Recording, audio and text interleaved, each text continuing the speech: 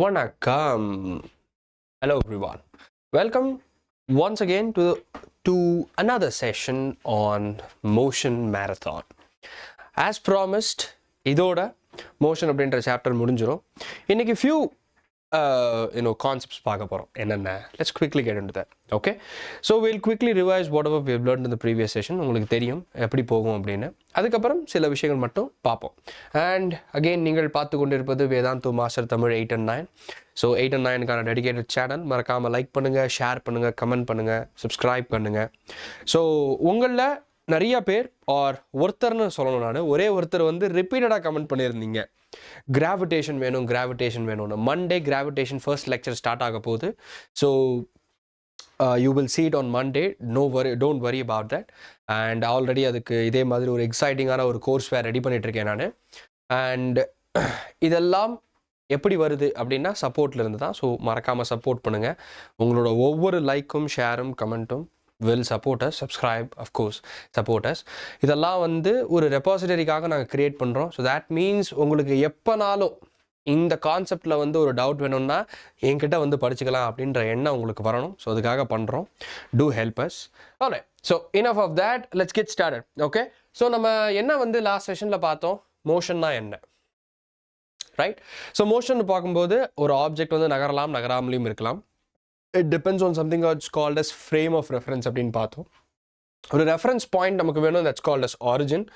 It may involve ஒரு straight லைனில் போகலாம் மோஷன் அப்படிங்கிறது, சர்க்குலர் மோஷனில் இருக்கலாம், ஜிக்ஸாக் மோஷனில் இருக்கலாம், ரேண்டம் மோஷனாக இருக்கலாம், அல்லது combination of all of these திங்ஸாக இருக்கலாம் அப்படின்னு பார்த்தோம். நெக்ஸ்ட் என்ன பார்த்தோம்? We talked about origin, yes, and origin and one more thing, frame of reference. Okay, so the reference point is called as origin. Then we talked about frame of reference. Frame of ரெஃபரன்ஸ்னால் என்ன? ஒரு குறிப்பிட்ட ஃப்ரேமுக்குள்ளே என்ன இருக்குது அப்படின்னு. நான் last session நிறைய தாட் ப்ரோவோக்கிங் கொஸ்டின்ஸ் வந்து கேட்டேன். உதாரணத்துக்கு வந்து, do you think that you are at rest with regards to yourself, and what do you think about your state of motion if you are outside the earth அப்படின்னு. So for an observer outside the earth, you would be appearing to be in motion because earth is moving. கரெக்டா? Earth is rotating and revolving around the sun. This is the first thing. The second thing, solar system is moving. Solar system is in motion, I would say. Motion. Eppadi? Because the solar system is revolving around the center of the galaxy. Galaxy oda நம்ம இருக்கிற galaxy பேரு Milky Way. In case you didn't know. Okay. Grade 9ல இருக்கீங்க, so தெரியும்னு நம்புறேன். ஒருவேளை தெரியல அப்படின்னா milky வே. Okay. So இந்த மில்கி வே அப்படிங்கிறது வந்து பார்த்தீங்கன்னா நம்ம கேலக்சியோட பேர். அதோட சென்டரில் வந்து ஒரு சூப்பர் மேசிவ் பிளாக் ஹோல் இருக்குது. So this black hole is making all the other objects move around it. அப்போது சோலார் சிஸ்டமும் is a part of the milky வேன்றதால this solar system actually revolves around the centre of the galaxy. Our galaxy is milky way. So as a whole, sun and all the other planets are moving through the galaxy. And நீங்கள் அதுக்கும் வெளியில் போய் பார்த்தீங்கன்னா Galaxy, நம்ம Galaxy வந்து is going to collide with another galaxy called Andromeda. Okay, Andromeda. And இது வந்து நம்மளோட நியரஸ்ட் கேலக்ஸி. இப்போ நடக்காது, இன்னும் பல பல பல ஆயிரம் வருஷம் இருக்குது. But it is moving. So பாருங்களேன், ஃப்ரேம் ஆஃப் ரெஃபரன்ஸ் வெளியில் போக போக தெரியுது நம்ம ரொம்ப வேகமாக மூவ் ஆகிக்கிட்டு இருக்கோம் அப்படின்னு. அப்போ நீங்கள் அட் ரெஸ்ட் அப்படின்னு எப்படி சொல்ல முடியுது? உங்களோட ஃப்ரேம் ஆஃப் ரெஃபரன்ஸில். அண்ட் அதனால தான் ரெஃபரன்ஸ் பாயிண்ட்டுங்கிறது முக்கியம். அதனால தான் வி நீட் அன் ஆரிஜின். இல்லை அப்படின்னா இது எல்லாத்தையும் கணக்கில் எடுத்து நம்ம எல்லாத்தையும் பண்ண முடியாது. Okay, alright. ஸோ நெக்ஸ்ட் என்ன பார்த்தோம்? எனக்கும் மறந்து போச்சு, ஒரு தடவை பார்த்துக்குவோம். மோஷன் இன் ஸ்ட்ரைட் லைன் பற்றி பார்த்தோம், நேராக போகிறது அப்படின்ட்டு. ஸோ மோஷன் இன் ஸ்ட்ரைட் லைன்னா அஃப்கோர்ஸ் இட்ஸ் இங்கே வந்து நமக்கு வந்து சில காம்பனன்ட்ஸ் வந்து தேவை. It's one of the simplest motion அப்படின்னு வந்து பார்த்து அதை வச்சு நம்ம வந்து டிஸ்டன்ஸையும் டிஸ்பிளேஸ்மெண்ட்டையும் பார்த்தோம். கரெக்டாக டிஸ்டன்ஸ் அப்படின்னா த டோட்டல் பாத் கவர்டு அப்படிங்கிறது வந்து டிஸ்டன்ஸ். டிஸ்பிளேஸ்மெண்ட்னா the shortest length, shortest distance between any two point அப்படின்னு. So this is the total path covered.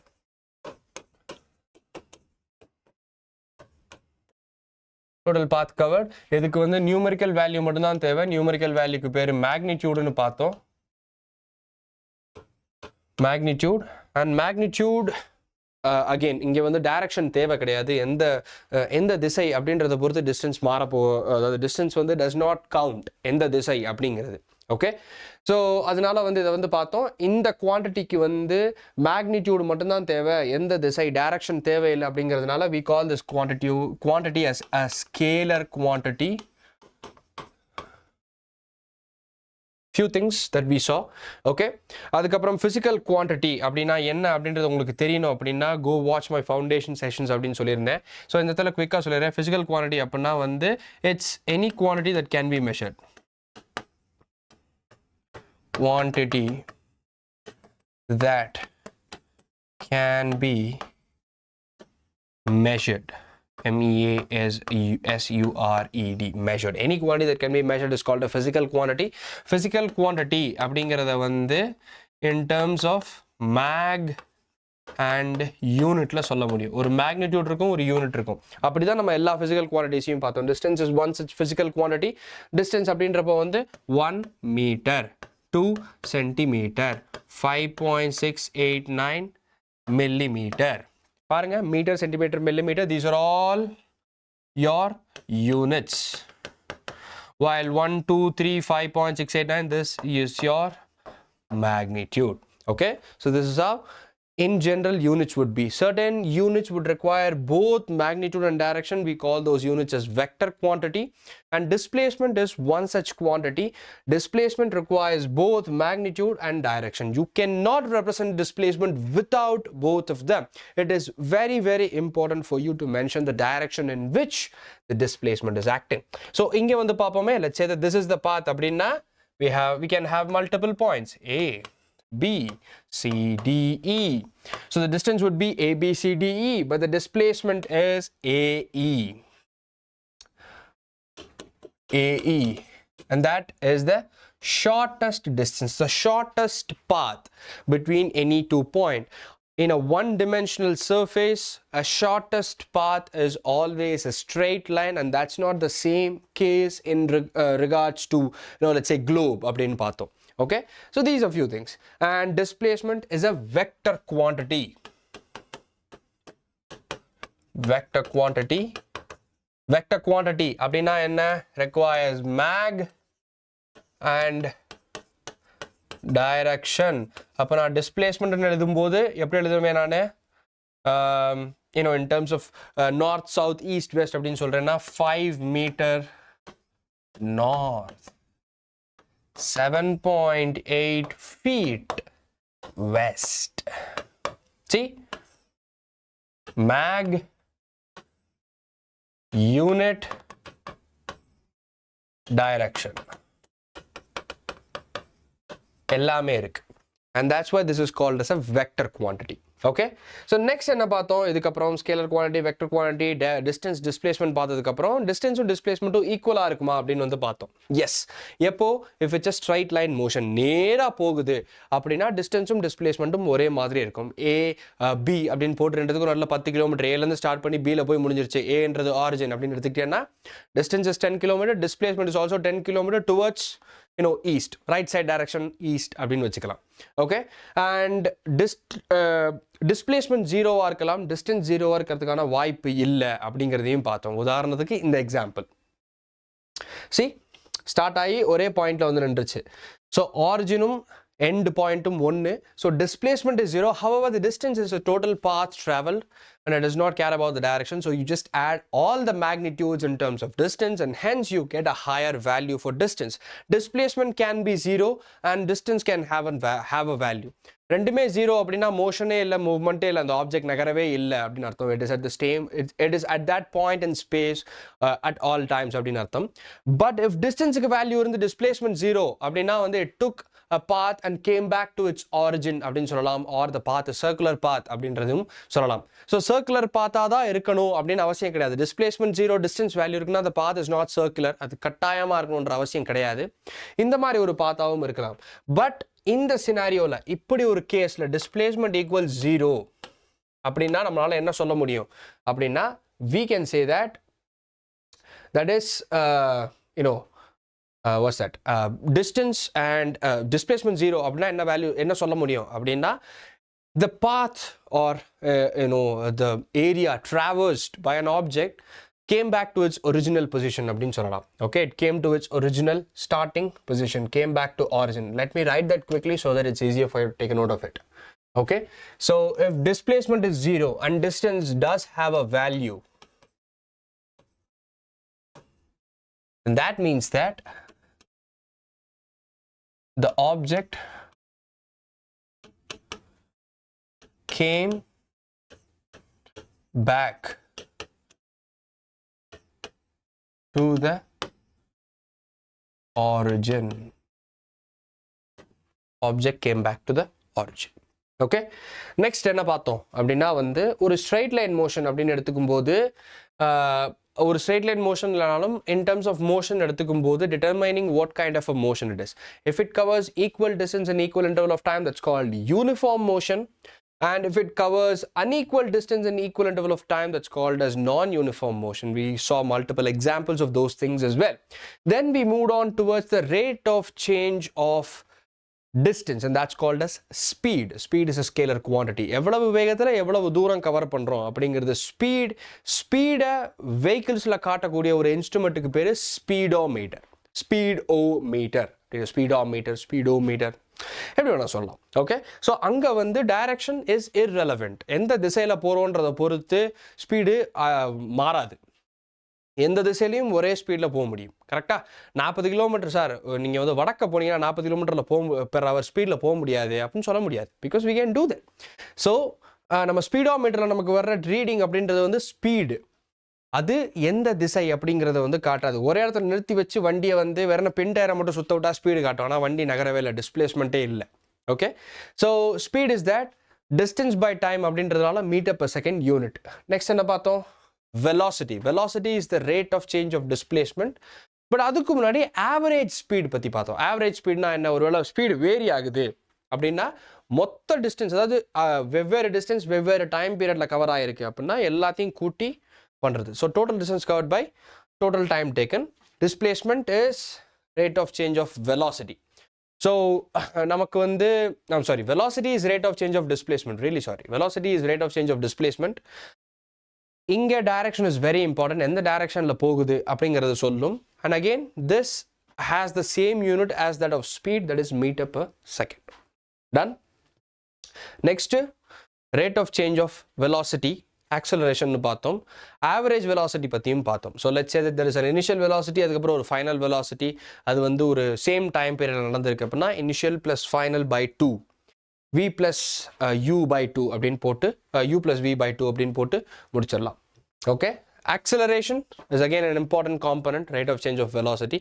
இங்கே வந்து ஒரு குறிப்பிட்ட டைம் பீரியடில் இனிஷியலாக அவ்வளோ வெலாசிட்டி இருந்துச்சு, அதுக்கப்புறம் வந்து வேற ஒரு வெலாசிட்டிக்கு மாறி இருக்கு அப்படின்னா அங்கே கூடலாம் குறையலாம்.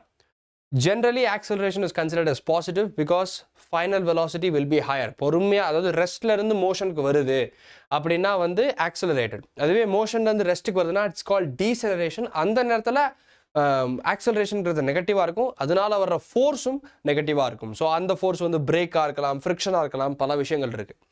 இதோட கண்டினியூஷன் தான் நம்ம செகண்ட் சாப்டரில் வந்து F equals ma அப்படின்னு பார்த்தோம்.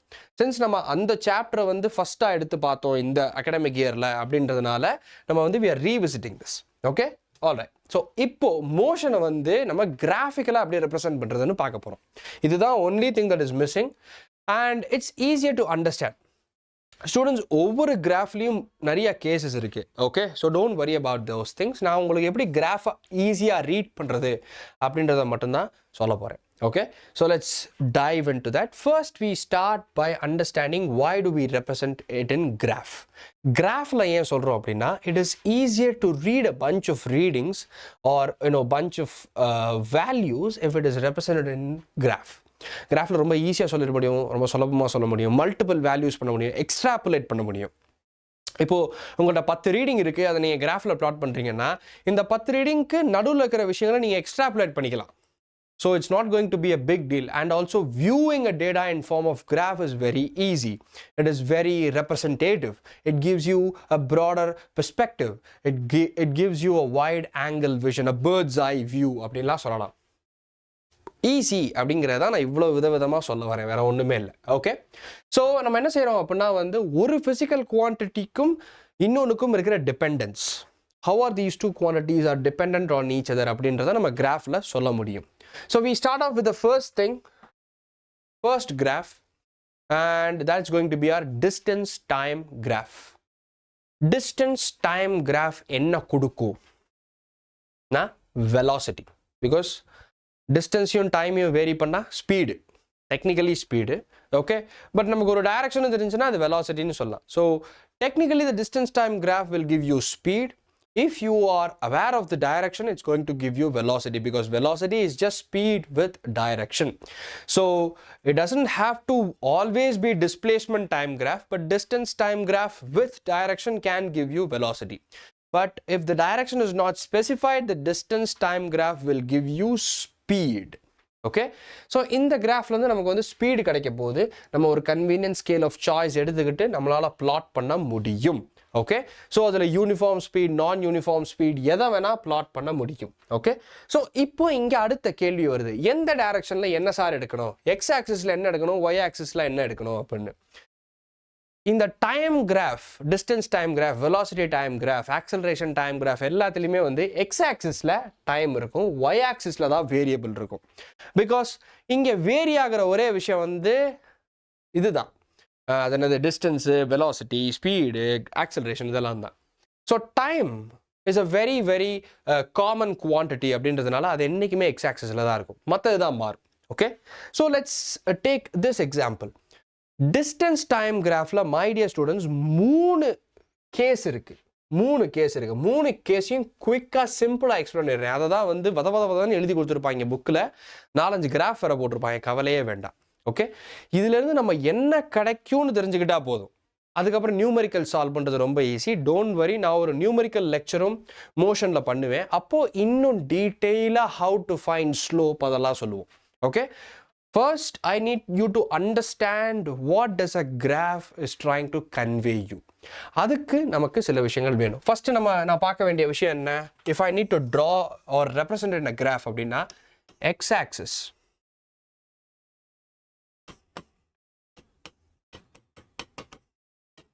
time, y axis, இங்க distance, நான் டிஸ்பிளேஸ்மெண்ட் எடுத்துக்கலாம்,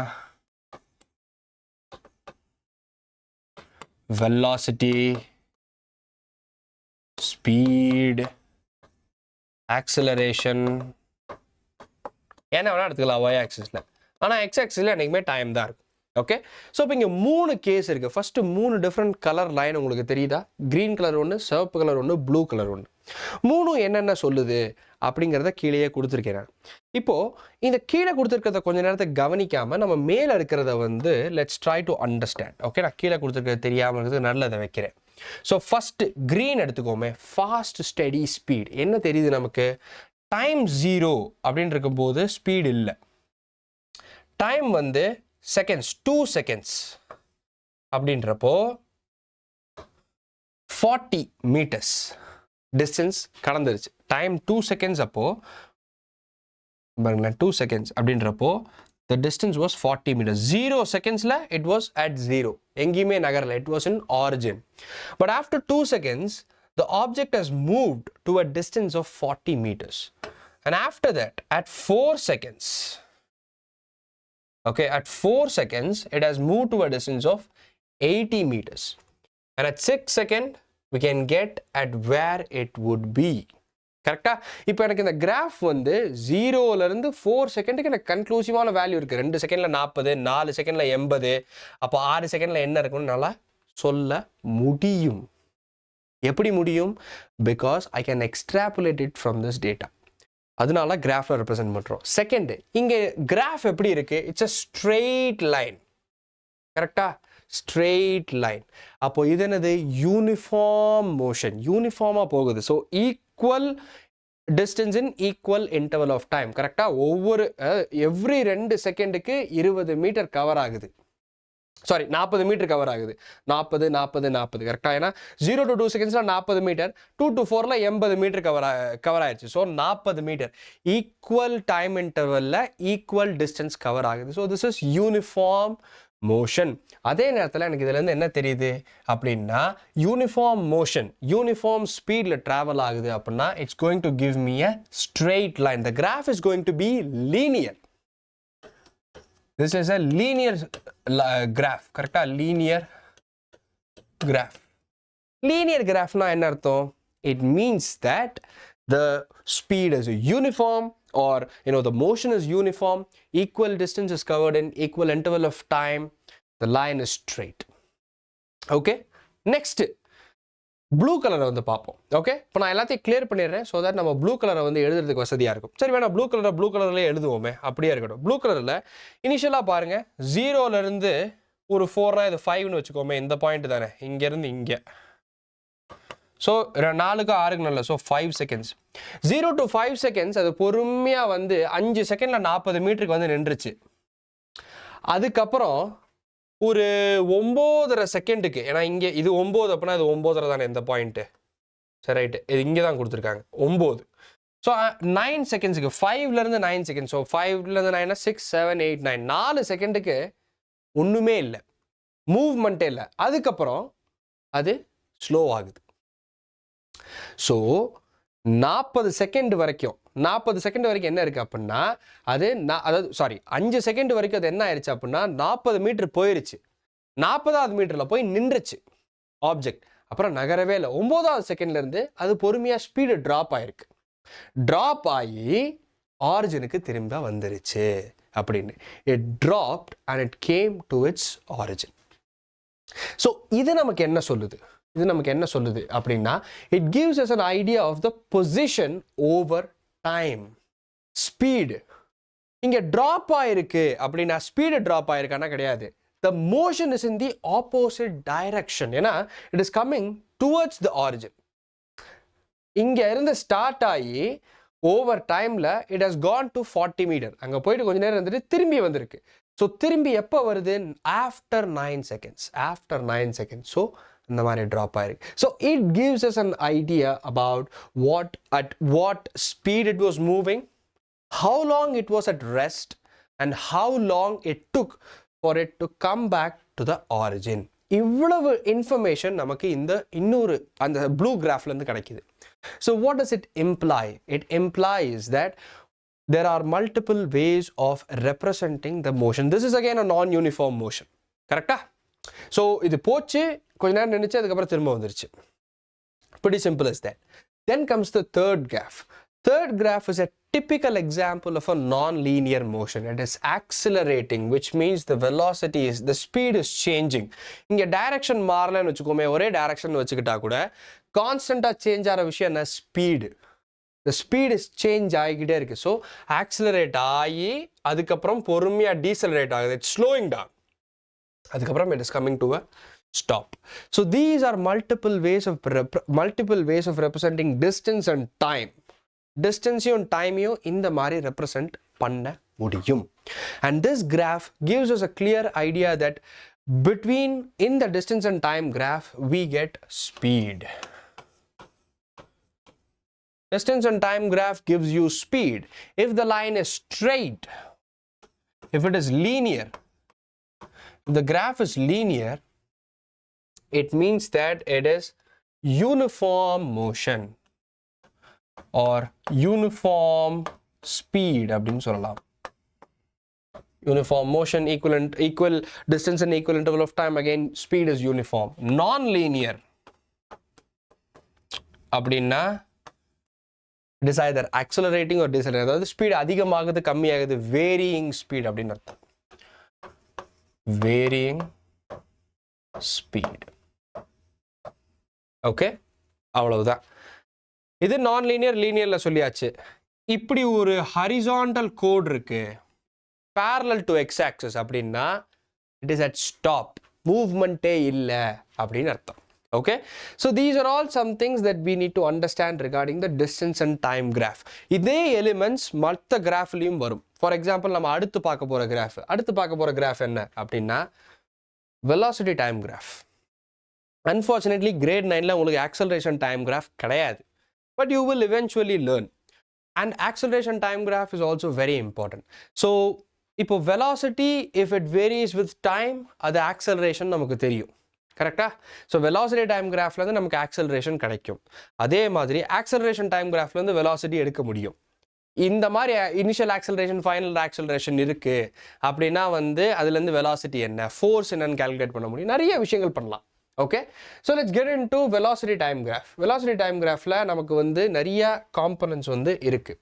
okay, so let's see what are those components are.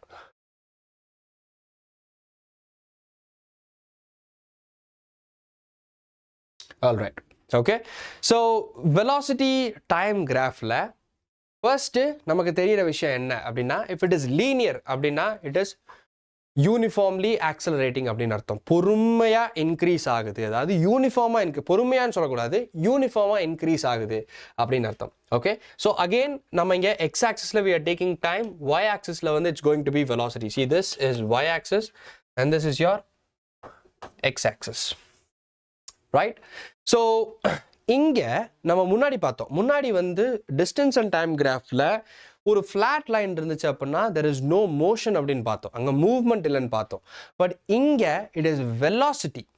So if the velocity is not changing with respect to time அப்படின்னா என்ன அர்த்தம்? It is moving but there is no acceleration அப்படின்னு அர்த்தம். See, if there is change in velocity and it is going up, it's a line that is going up. It's a linear line is going up அப்படின்னா accelerating அர்த்தம். It is accelerating. It is picking up the pace. அதுவே opposite direction இருந்துச்சுன்னா decelerating அப்படின்னு அர்த்தம். But if it is stationary, if there is a line that is parallel to x-axis அப்படின்னா it is not stationary. It is moving with a constant velocity அப்படின்னு அர்த்தம். It will still cover distance. அதனால தான் இங்கே நம்ம வெலாசிட்டியும் டைமையும் பார்க்குறோம், டிஸ்டன்ஸையும் டைமையும் பார்க்கல. Velocity மாறலை அப்படின்னா ஆப்ஜெக்ட் நகரலன்னு அர்த்தம் கிடையாது. Object is moving with a constant velocity அப்படின்னு அர்த்தம். ஸோ இங்கே at 4 seconds, it took 4 seconds for an object to reach a velocity of 8 meter per second. பாருங்க, 8 meter per second.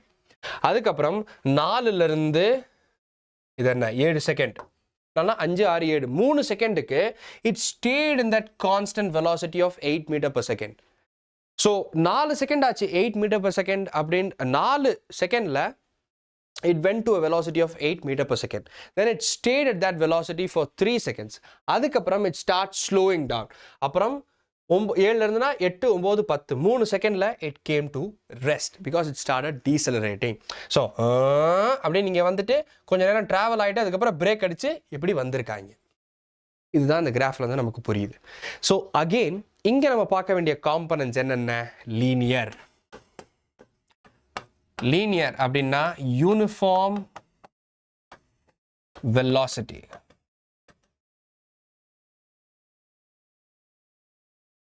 Sorry, linear அப்படின்னா increase in velocity.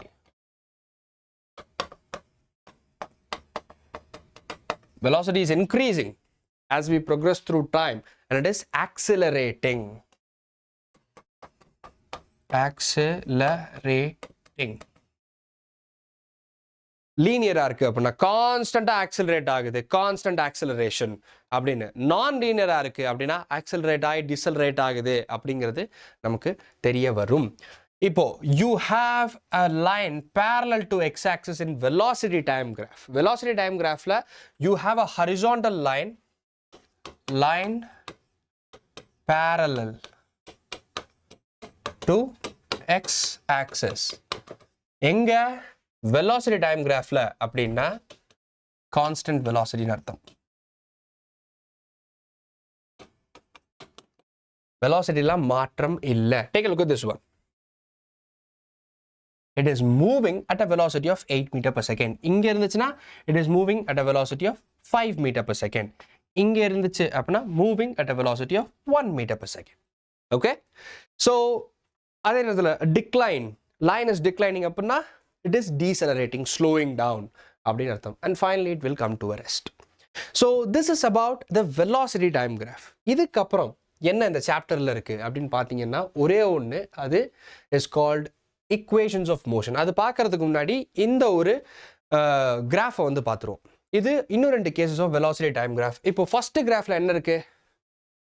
இனிஷியலாக it was at a velocity of 20 meter per second at 0. அதுக்கப்புறம் zoing at 6 seconds it came to a stop, decelerated. கரெக்டா?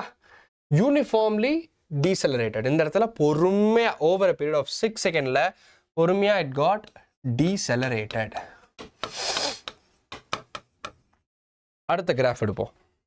So 0ல இருந்து இது 8, so 8னா 7, 6ன்னு வச்சுக்கலாம். 6 கரெக்டா? So 4லேருந்து 8 நல்ல எத்தனை யூனிட்ஸ் இருக்குது? 1 2 3 4 5 அப்படின்னு யூனிட்ஸ் இருக்குது. So summer around like 4 to 8 அப்படின்னா நல்லா வந்து 6 அப்படின்னு வச்சுக்குவோமே.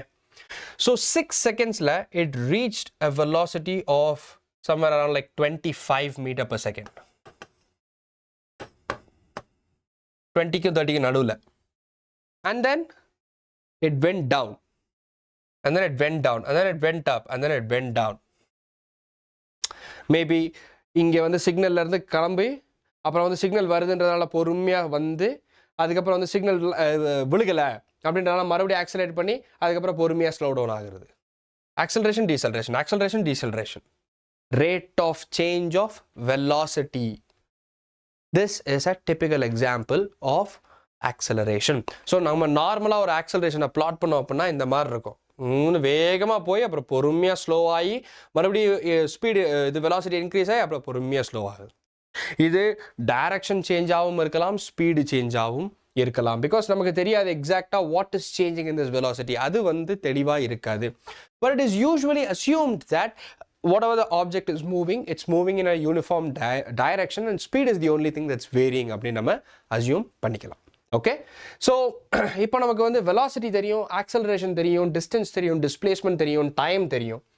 இது எல்லாத்தையும் வச்சு ஈக்குவேஷன் ஆஃப் மோஷன் அப்படின்னு நம்ம ஒன்று ஃபார்ம் பண்ணலாம். மோஷன் எப்படி ஒரு ஆப்ஜெக்ட் மூவ் ஆகுது அப்படிங்கிறத நான் ஈக்குவேஷனில் ரெப்ரசென்ட் பண்ண முடியும். That's called as equation of motion.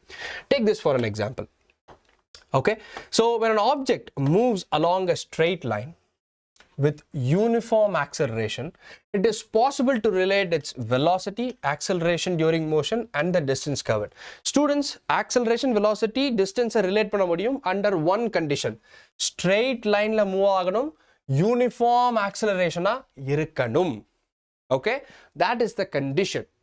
And இதை என்ன time interval, so time interval, initial velocity, final velocity, acceleration, distance, இந்த எல்லாத்தையும் கொண்டு வர்ற ஈக்குவேஷனுக்கு பேர் தான் ஈக்குவேஷன் ஆஃப் மோஷன். அண்ட் அது 3 இருக்குது, 1 இல்லை 2 இல்லை 3 ஈக்குவேஷன் ஆஃப் மோஷன் இருக்குது. These are all. So first equation, second equation, third equation. Let's see what are the components of this equation are. Okay, நான் ஈக்குவேஷனை பார்த்து வாசிக்க மாட்டேன், ஏன்னா இது வந்து என்ன பார்த்து வாசிக்கிறது நமக்கு அது கூடவா தெரியாது. So let me give you what are the components are. So your u is your initial velocity.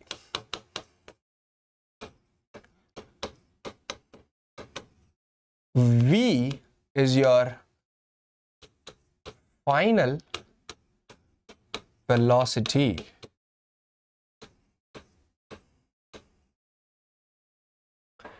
T is time. A is acceleration. S is your distance. Okay, units: velocity meter per second, time second, acceleration meter per second square, distance meter. இந்த யூனிட்ல தான் இருக்கணும். So the first thing you need to do when you're using equation of motion is check whether velocity is in meters per second, time is in second, acceleration is meter per second square, distance is in meter. இல்லைன்னா இந்த யூனிட்டுக்கு முதல்ல மாத்திக்கணும். மாத்திட்டு next என்ன கொடுத்துருக்காங்க என்ன கண்டுபிடிக்கணுன்றதை வச்சு இந்த 3 ஈக்குவேஷனில் ஒரு ஈக்குவேஷனை பயன்படுத்தலாம். ஒரு எக்ஸாம்பிள் சொல்கிறேன். இனிஷியல் வெலாசிட்டி தெரியும், ஃபைனல் வெலாசிட்டி தெரியும், ஆக்சலரேஷன் தெரியும், டிஸ்டன்ஸ் கேட்டிருக்காங்கன்னா இந்த ஃபார்முலா யூஸ் பண்ணலாம். ஓகே, இனிஷியல் வெலாசிட்டி தான் தெரியும், ஃபைனல் வெலாசிட்டி தெரியாது. டைம் கொடுத்துருக்காங்க, டிஸ்டன்ஸ் கொடுத்துருக்காங்க, ஆக்சலரேஷன் கண்டுபிடிக்கணும்னா second equation of motion. So 1 2 3 based on what is given and what is asked, அதை வச்சு இந்த மாதிரி பண்ணலாம். உதாரணத்துக்கு ஆக்சலரேஷன் கண்டுபிடிச்சதுக்கு அப்புறம் இன்னொன்று கண்டுபிடிக்க சொல்லுவாங்க, அப்போ கிவனை வச்சு கண்டுபிடிக்கணும். உதாரணத்துக்கு ஒரு சின்ன எக்ஸாம்பிள் சொல்கிறேன். ஃபைனல் வெலாசிட்டி கண்டுபிடிக்கணும், இனிஷியல் வெலாசிட்டி கொடுத்துட்டாங்க, ஆக்சலரேஷனும் கொடுத்துருக்காங்க. இந்த ஈக்குவேஷன் போட்டால் கண்டுபிடிச்சிடலாம். இந்த ஈக்குவேஷனில் இனிஷியல் தெரியும், ஆக்சலரேஷன் தெரியும், டைம் பீரியட் வச்சு கண்டுபிடிச்சிடலாம். ஆனால் இங்கே டைம் பீரியட் வேணும், டைம் கொடுக்கல, அப்போ இங்கே வரணும். கரெக்டா? இங்கே வரணும் அப்படின்னா இனிஷியலும் தெரியணும், ஃபைனலும் தெரியணும், டிஸ்டன்ஸ் தெரியணும். டிஸ்டன்ஸ் கொடுக்கல, அப்போ இங்கே வரணும். புரியுதா? So these 3 equations are interlinked. ஒரு குவான்டிட்டி கண்டுபிடிக்கணும் அப்படின்னா பை எனி மீன்ஸ் பாசிபிள் இந்த ஈக்குவேஷன்ஸை மாற்றி மாற்றி யூஸ் பண்ணி கண்டுபிடிக்கலாம். So it is about how you are good at remembering these equations and finding out what are the given values and substituting those values in these equations and arriving at the final quantity. Okay, so this will take practice, and practice pannunga. I will also help you in that practice by giving you some numerical sessions. So once you see this session, இந்த session பார்த்துட்டீங்கன்னா இதுக்கு அடுத்த நாள் உங்களுக்கு numerical session வரப்போகுதுன்னு அர்த்தம். So don't worry about it. Numerical sessions வந்து பார்ப்போம், and we will learn about how to solve multiple questions from the equations of motion. இதில் காம்ப்ளிகேட்டடான கொஸ்டின் என்ன அப்படின்னா, கிராஃபில் கொஸ்டின் இருக்கும், equation of motion யூஸ் பண்ணி ஒரு unknown quantity கண்டுபிடிக்கிற மாதிரி இருக்கும். இவ்வளவுதான். So that is the most complicated thing that you would encounter. And இந்த சாப்டரில் இன்னும் ஒன்று என்னன்னா uniform circular motion. Uniform circular மோஷன்னா வெலாசிட்டி சேஞ்ச் ஆகிக்கிட்டே இருக்கும். Okay, and that is because of the direction of motion. Okay, so if an object moves in a circular path with uniform speed and its motion is called uniform circular motion. Inga ஒரு uniform circular motion na enna solla varum appadina, there is change in velocity, and that is only because of change in direction.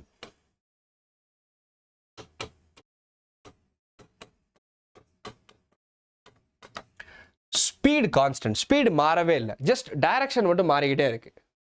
So அதுக்கு பேர் தான் uniform circular motion. Okay, so ஒரு constant ஸ்பீடில் என்னத்தையும் அது சுற்றுறது, ஒரு சின்னதாக வந்து ஒரு ராக்கை வந்து ஒரு ஸ்ட்ரிங்கோட எண்டில் கட்டிட்டு இந்த ராக் அப்படி சுற்றுறது, இதெல்லாமே வந்து examples of uniform circular motion. Okay, so இந்த சாப்டரில் இவ்வளோதான் இருக்குது, இதுக்கு மேலே வேறு ஒன்றுமே கிடையாது. And that brings us to end of today's chapter. Okay, so இந்த யூனிஃபார்ம் சர்க்குலர் மோஷனுக்கும் ஒரு ஃபார்முலா நம்ம கொடுக்கலாம். வாட் இஸ் த ஃபார்முலா அப்படின்னு வந்து கேட்டிங்கன்னா, we know that a circle அப்படின்றப்போ அதோட radius is r. Okay, and circumference is given by 2 pi r. So ஒரு ஆப்ஜெக்ட் வந்து இந்த சர்க்கிளில் மூவ் ஆகுது அப்படின்னா அதோட வெலாசிட்டி, tangential velocity அப்படின்னு சொல்லலாம். இந்த velocity can be calculated by this formula. v equals 2 pi by r. v equals 2 pi by r. Take a note of it if you want it. You can take screenshot as well. Okay, so tangential velocity. Tangential velocity. Okay, so in the combination, இப்போ உதாரணத்துக்கு வந்து velocity equations of motionல v அப்படிங்கிறது final velocityன்னு பார்த்தோமா. So initial velocity ஆரம்பிக்கவே இல்லை, அதாவது வந்து if it is rest to motion அப்படின்னா initial velocity will always be considered 0. இது ஒரு சின்ன clue. Okay, rest to motion. An object is at rest, அப்புறம் moving to motion at rest அப்படின்னா u equals 0. Okay, u equals 0. Motion to rest அப்படின்னு வச்சுக்கோமே, மூவ்மெண்ட்ல ஒரு object is coming to rest அப்படின்னு சொல்றாங்கன்னா v equals 0. இப்படி தான் கொடுப்பாங்க, ஸ்ட்ரெயிட்டா v equal to 0 தர மாட்டாங்க. an object is coming to rest after 5 seconds அப்படின்னுவாங்க, அப்போனா v equal to 0. an object was at rest was accelerated in 3 seconds அப்படின்னா u equals 0. ஸோ இதை வச்சு again அந்த மோஷன் சர்க்குலர் மோஷன் அப்படின்னு சொன்னால் நீங்கள் வெலாசிட்டி கண்டுபிடிக்கிறதுக்கு இந்த ஃபார்முலாவை யூஸ் பண்ணி அதுக்கப்புறம் இதை தூக்கி ஈக்குவேஷன் ஆஃப் மோஷனில் சப்ஸ்டியூட் பண்ணி டிஸ்டன்ஸையோ டைம் பீரியடையோ கால்குலேட் பண்ணுற மாதிரி இருக்கும். So don't worry about the numericals because as of now concept is important. Concept உங்களுக்கு புரிஞ்சிருச்சு, ஃபார்முலாஸ் தெரிஞ்சிருச்சு. Numericals, I will help you out. I'll prepare a separate session for solving numericals. So until then, stay tuned. And how to stay tuned? By scanning this. Join our Telegram channel. இந்த மாதிரி lectures வந்து உங்களுக்கு வந்து PDF formatல வேணும் நீங்கள் கேட்டிங்கன்னா நாங்கள் இங்கே அப்லோட் பண்ணுவோம். And students, remember this once again. See, lectures உங்களுக்கு PDF formatல வருது அப்படின்னா அது புக்கில் இருக்கிறத காப்பி பண்ண மாதிரி இருக்காது, இது வேற மாதிரி இருக்கும்.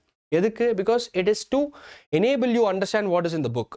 புக்கை நான் அப்படியே காப்பி பண்ணி இப்படி ஸ்லைடாக கொடுக்கறதுக்கு தேவையே இல்லையா, புக்கே நீங்கள் டவுன்லோட் பண்ணிட்டு போயிடலாம். So have the book next to you. புக்கில் இருக்கிறத புரிஞ்சுக்கிறதுக்கு இதை ஒரு ரிசோர்ஸ் மெட்டீரியலாக பயன்படுத்துங்க. கான்செப்ட்ஸ் புரிஞ்சுக்குங்க. கான்செப்டை வந்து எக்ஸ்பிளைன் பண்ணுங்கள் உங்களோட ஃப்ரெண்ட்ஸுக்கோ இல்லை உங்களோட பேரண்ட்ஸுக்கோ. சும்மா அதை எக்ஸ்பிளைன் பண்ணுங்கள். எக்ஸ்பிளைன் பண்ணி or make a video of yourself explaining it. Explain பண்ணி பாருங்கள். ஸோ அந்த வீடியோ உங்களுக்கு திரும்ப பார்க்கும்போது புரிஞ்சிச்சுன்னா you understood the concept அப்படின்னு அர்த்தம். ஸோ ஆஸ் ஆல்வேஸ் தலைவர் ஸ்டைலில் சொல்லணும் அப்படின்னா கரெக்டாக படிங்கடா. Okay, by everyone.